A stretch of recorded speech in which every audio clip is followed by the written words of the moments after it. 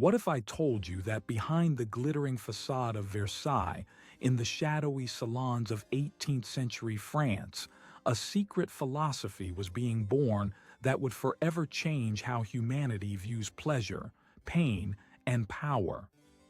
What if the most notorious libertine in history wasn't just a madman with a pen, but the architect of an underground movement that counted kings, queens, and courtiers among its disciples?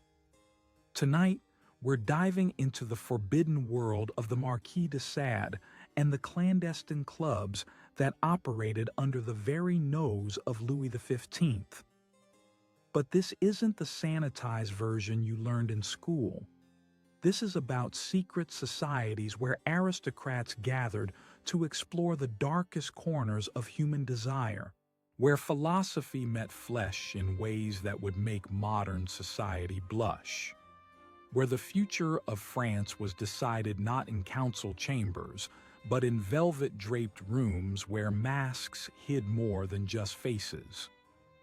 The truth about what really happened in those hidden chambers of Versailles is so shocking, so disturbing, and so utterly fascinating that it's been buried for centuries.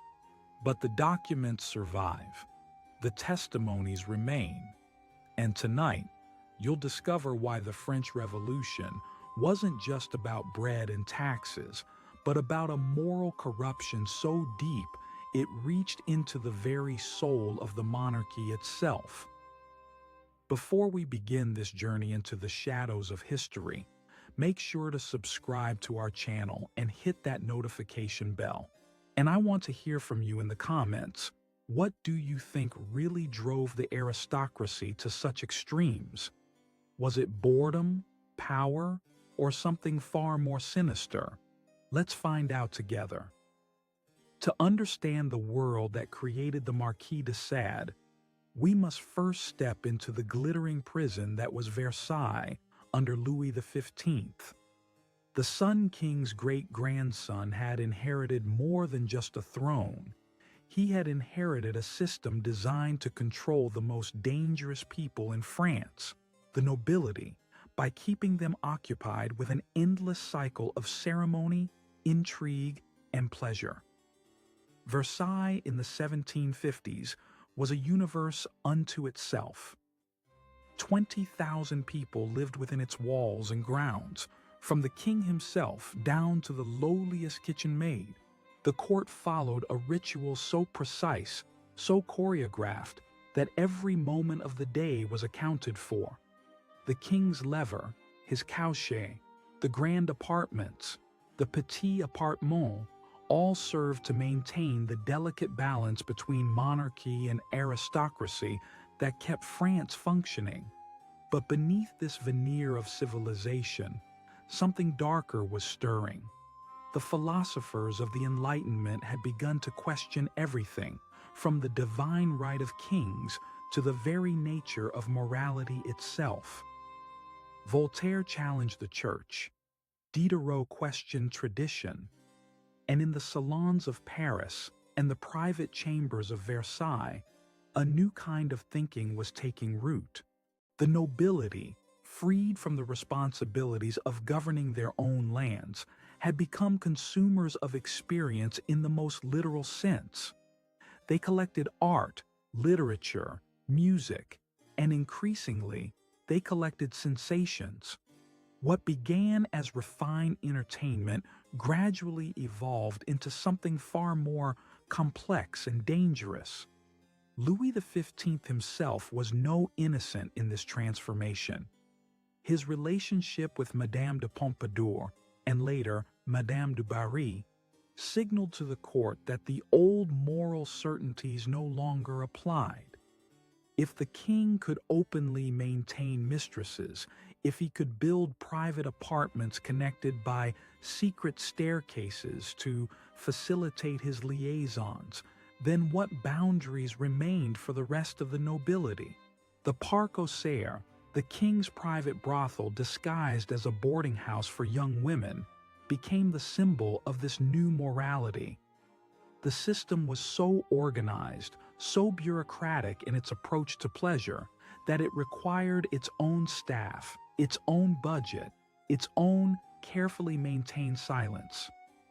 This was the world that shaped young Donatien Alphonse François, the future Marquis de Sade. Born into one of Provence's oldest noble families, he was sent to Versailles as a page, where he witnessed firsthand the casual cruelty and systematic depravity that the court had normalized. The boy who would become history's most infamous libertine was being educated in an environment where power and pleasure had become indistinguishable from each other. The boy who would become history's most infamous libertine was being educated in an environment where power and pleasure had become indistinguishable from each other. But Versailles was only the beginning. The real education of the future Marquis and the birth of the secret societies that would define aristocratic France was happening in the private mansions of Paris and the countryside chateaux where the truly powerful gathered away from the prying eyes of the court. Now we must pull back the curtain on what really happened when the nobility gathered in private, because what you're about to hear goes far beyond simple debauchery. This was systematic, philosophical, and ultimately revolutionary in ways that would shake the foundations of French society. The secret clubs that flourished during Louis XV's reign weren't merely gathering places for the wealthy to indulge their appetites. They were laboratories of power, where the traditional boundaries between pleasure and politics, between philosophy and flesh, were deliberately dissolved. The Hellfire Club of England had its French counterparts, but the French version was far more sophisticated, far more dangerous, and far more influential.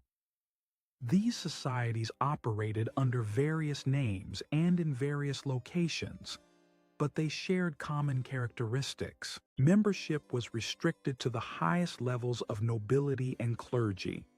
Secrecy was maintained through elaborate initiation rituals, and the threat of mutual destruction should anyone break their oaths. And their activities combined sexual experimentation with political conspiracy in ways that would have horrified their contemporaries. The Château de Roissy, later immortalized in literature, was based on real locations where these gatherings took place. Remote country estates became stages for elaborate tableaux, where servants and peasant girls were transformed into living sculptures, their bodies arranged and used according to the whims of their social superiors. But this wasn't random cruelty. It was theater, with a purpose. The participants weren't just seeking pleasure, they were conducting experiments in human nature itself. If you could reduce a human being to an object, if you could make someone grateful for their own degradation, if you could make pain indistinguishable from pleasure, then you understood something fundamental about power that went far beyond politics. The young Marquis de Sade wasn't just a participant in these activities, he was becoming their philosopher. His early scandals, the Rosekeller affair where he allegedly tortured a beggar woman in his chateau, weren't isolated incidents of madness. They were field tests of theories being developed in those secret gatherings. The membership of these clubs read like a who's who of pre-revolutionary France. The Duke of Orléans, cousin to the king, the Cardinal de Rohan, whose later involvement in the diamond necklace affair would help precipitate the revolution. Army officers who would later serve both the monarchy and the republic. Financial speculators who were systematically looting the royal treasury. These weren't outcasts or rebels, they were the system itself. But perhaps most shocking of all was the participation of women at the highest levels of these societies. The popular image of aristocratic women as powerless victims is shattered when we examine the evidence. The Marquise de Pompadour herself was rumored to have attended gatherings where the line between political intelligence gathering and sexual experimentation disappeared entirely. The clubs developed their own literature, their own art, their own philosophy. The obscene novels that circulated in manuscript form weren't just pornography, they were political manifestos. They argued that traditional morality was a tool of oppression, that natural law demanded the satisfaction of every desire, and that the artificial constraints of civilization were crimes against human nature itself.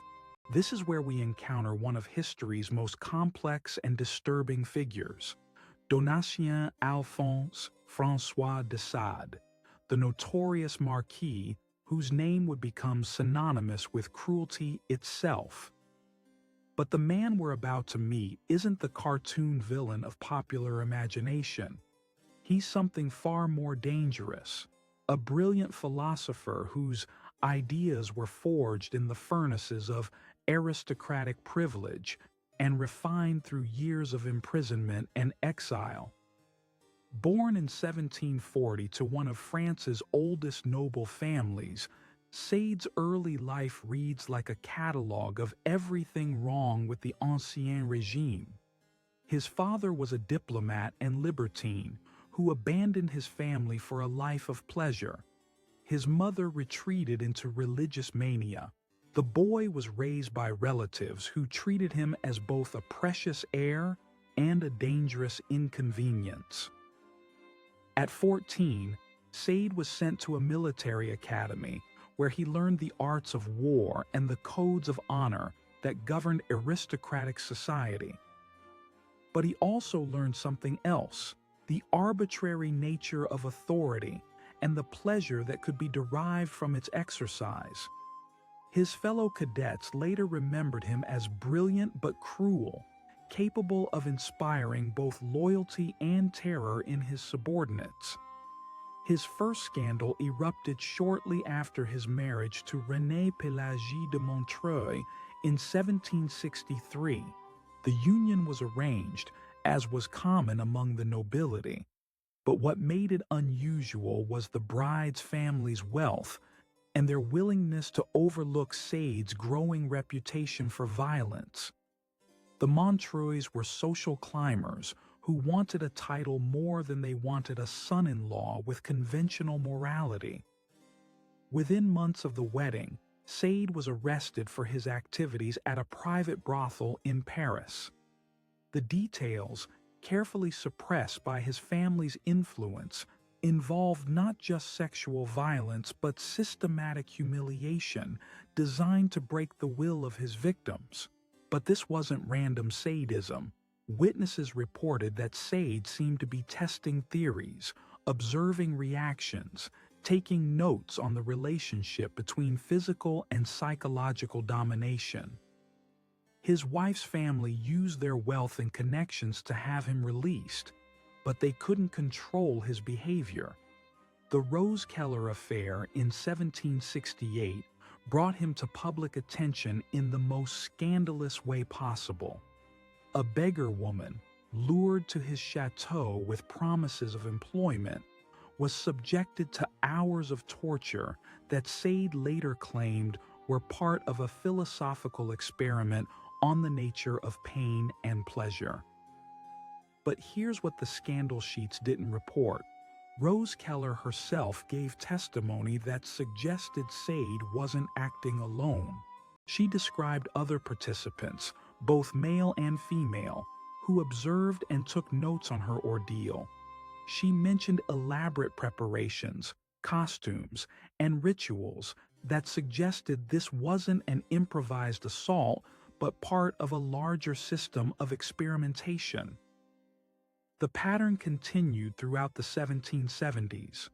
Sade would gather groups of accomplices, often including his wife's sister, Anne Prosper, with whom he was conducting a scandalous affair.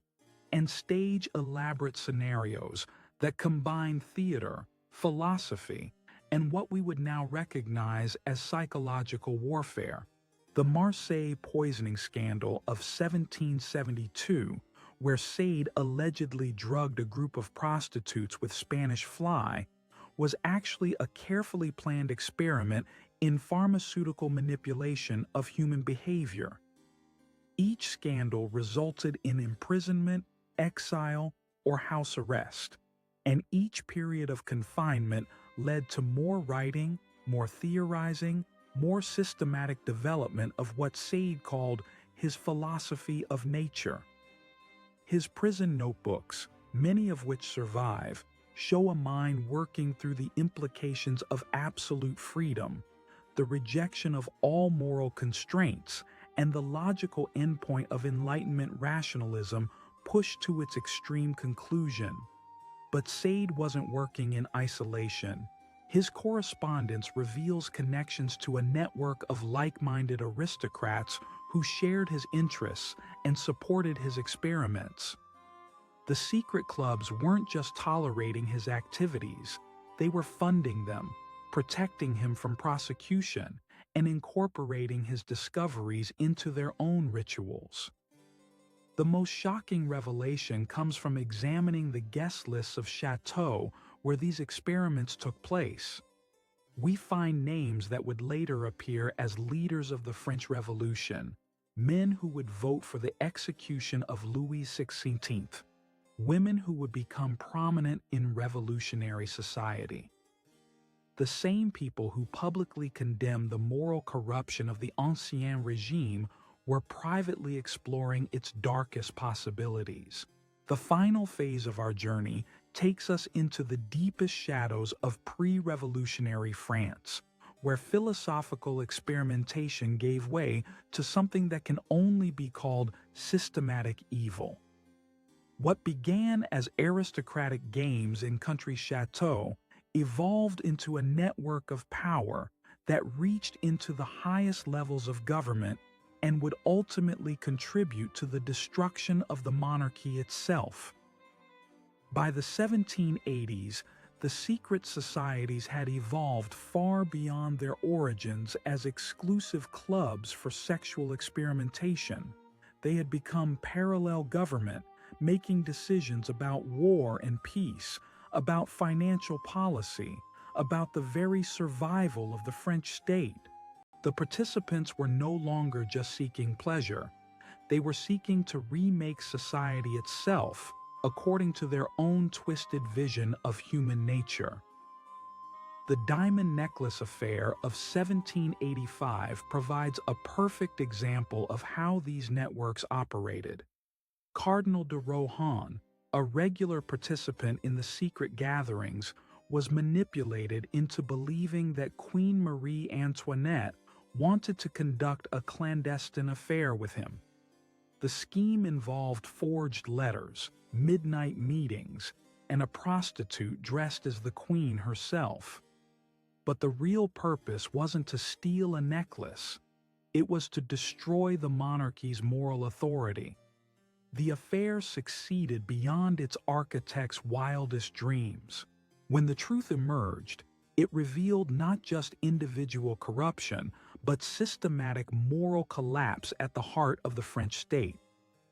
The public learned that a cardinal could be convinced to commit treason for the promise of royal favor. They learned that professional criminals had access to the highest levels of the church and court. Most damaging of all, they learned that the queen herself had been living under a cloud of sexual scandal that made her vulnerable to precisely this kind of manipulation. But the masterpiece of political destruction was yet to come. As France spiraled toward revolution, the secret societies began publishing their literature openly.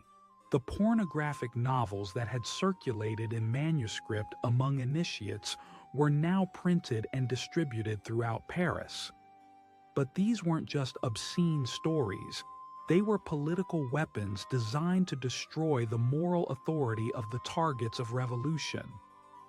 The most famous of these publications was The Secret Life of Marie Antoinette, a work of pornographic fiction that depicted the queen as a sexual predator who corrupted both men and women at court.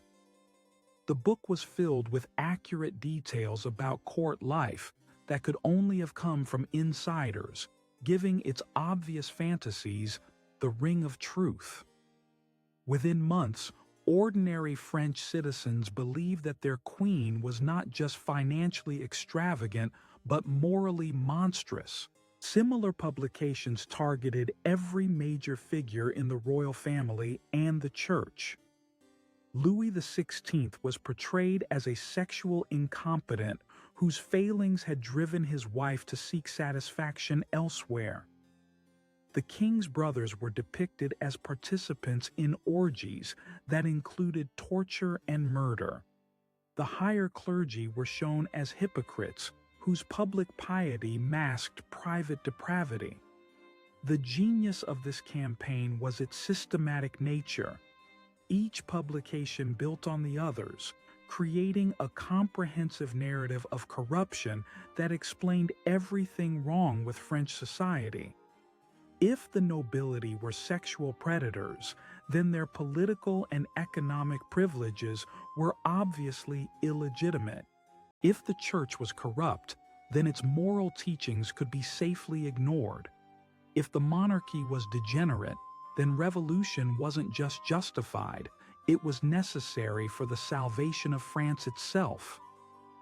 The Marquis de Sade, imprisoned in the Bastille since 1784, became an unlikely prophet of this revolutionary transformation. His novels, finally published during the Revolution, provided the philosophical framework for the destruction of traditional morality. The 120 Days of Sodom, written during his imprisonment, wasn't just a catalog of sexual perversions, it was a systematic critique of civilization itself. But the most shocking revelation of all was discovered after the revolution began. When the archives of the secret police were open, investigators found detailed records of the secret society's activities.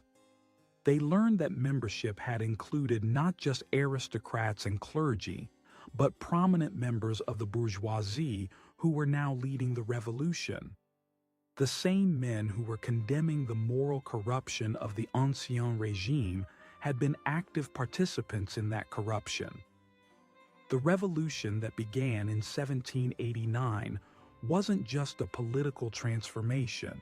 It was the public emergence of ideas and practices that had been developing in secret for decades. The systematic violence of the terror, the deliberate destruction of traditional institutions, the attempt to remake human nature itself through political action, all of this had been prefigured in the activities of the secret societies.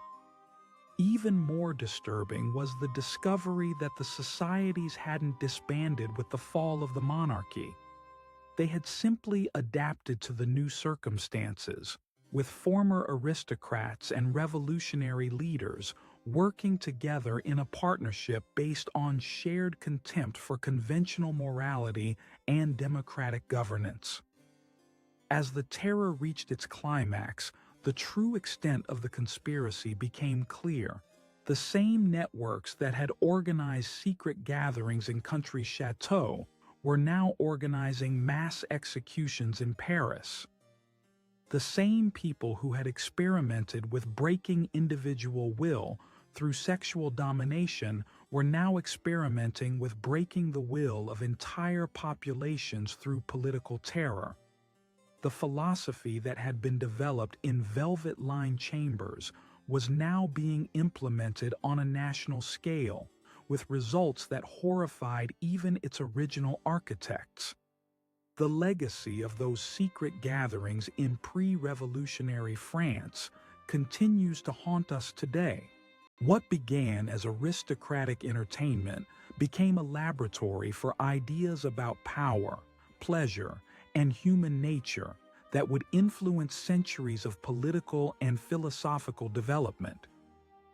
The questions raised in those hidden chambers about the nature of authority, the limits of individual freedom, and the relationship between private morality and public order remain at the heart of modern political debate. The Marquis de Sade died in 1814 in an asylum where he spent his final years writing and directing theatrical productions for his fellow inmates. His body was dissected by doctors who hoped to find physical evidence of his mental aberration, but they discovered only a perfectly normal brain. The monster, it seemed, had been made not born, shaped by a society that had forgotten the difference between civilization and its opposite. The secret societies that had shaped his development left traces throughout European culture. Their influence can be seen in the libertine literature of the 19th century, in the bohemian movements that challenged Victorian morality, in the totalitarian ideologies that promised to remake human nature through political action.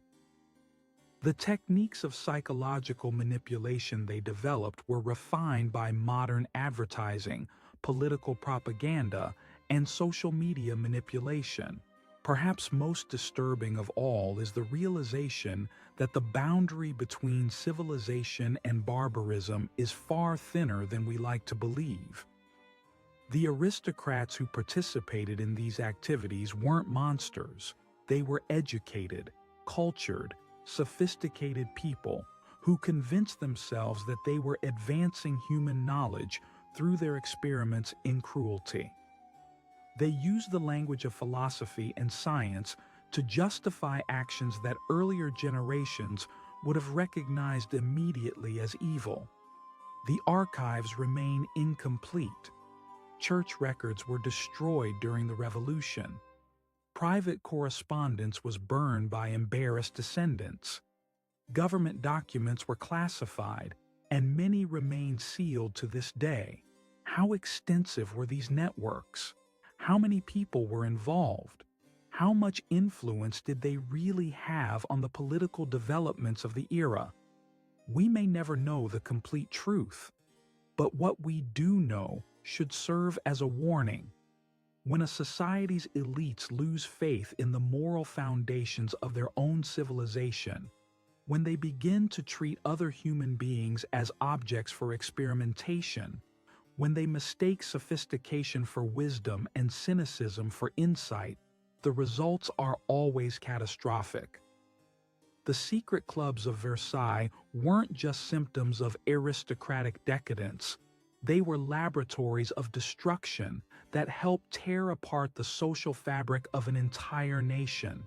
The French Revolution that followed wasn't just a political transformation, it was a moral catastrophe from which France took generations to recover.